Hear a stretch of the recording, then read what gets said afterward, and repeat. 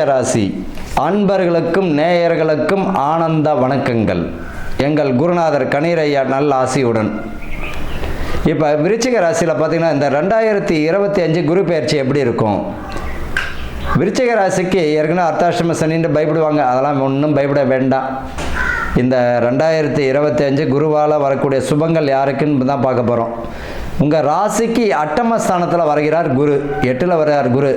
ஏற்கனவே போராட்டம், இப்போ இது வேறையா அப்படின்ற ஒரு பயம் இருக்கும். ஆனால் 12ஆம் இடத்தையும் பார்க்கின்றார். 12ஆம் இடத்தை உங்களுக்கு பார்க்கின்றார். இப்போ 2ஆம் இடத்தையும் பார்வை செய்வார், 4ஆம் இடத்தையும் பார்வை செய்வார். அப்போ உங்களை பொறுத்த வரைக்கும் இந்த விருச்சிகத்துக்கு எப்படி இருக்கும் அப்படின்னா, வெளியிடம் வெளிநாடு போகக்கூடியவர்களுக்கு, வேலைக்காக தேடுபவர்களுக்கெல்லாம் சுபத்தை கொடுக்கும்.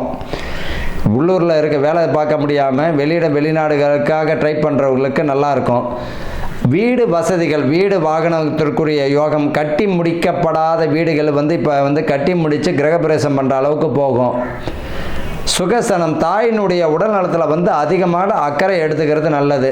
தாயும் சரி, அப்பாவும் சரி, தந்தையும் உங்களுடைய உடல் நலத்தில் மிக கவனமாக இருந்துக்கிறது நல்லது. கழுத்து, முதுகுத்தண்டு, முட்டி சம்பந்தப்பட்ட பிரச்சனைகளில் பார்த்தீங்கன்னா கவனமாக இருக்கணும். ஆரோக்கிய குறைபாடு இல்லாமல் ஆரோக்கியமாக பார்த்துக்கணும் உடம்பை.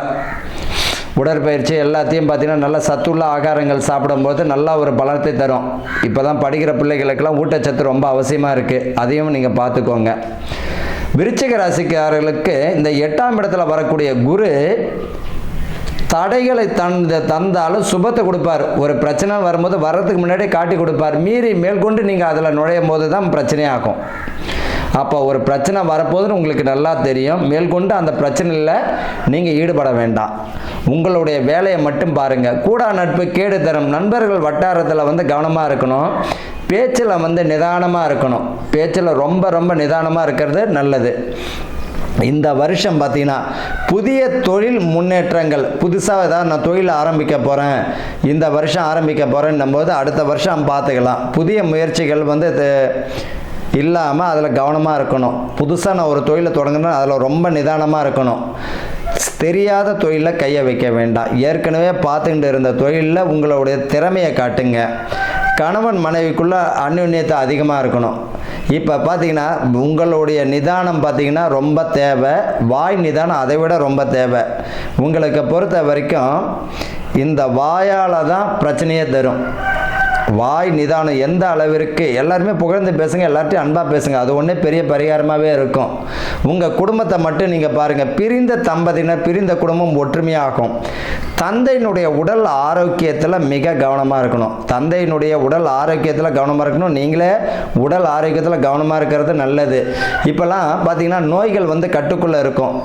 இந்த மருத்துவம் பார்த்தா அந்த மருத்துவம், எல்லா மருத்துவமும் இப்போ உங்களுக்கு நோய்கள் கட்டுக்குள்ளே இருக்கும். ஆரோக்கியமும் அதிகமாகும். பயப்பட வேண்டாம். ஆலய திருப்பணிகள் பார்த்திங்கன்னா அதிகமாக இருக்கும். ஆலய திருப்பணி குடமுழுக்கு அளவுக்கு, கும்பாபிஷேகம் அளவிற்கு வரும். அதுவும் சுபந்தான். இப்போ உயர்ந்த கல்விக்குரிய உயர்கல்வி யோகத்தை கொடுக்கும். வெளியிடம் வெளிநாடு போகக்கூடிய பாக்கியமும் உண்டு. பூர்வீக சொத்துக்கள் கைக்கு வரும். அதில் கவனமாக இருக்கணும். வீடு அதாவது மண் வாங்கினாலும் சரி, சொத்து வாங்கினாலும் வில்லங்க ஏதாவது இருக்கா, பிரச்சனை ஏதாவது இருக்கான்னு பார்த்துக்கிட்டு செய்கிறது நல்லது.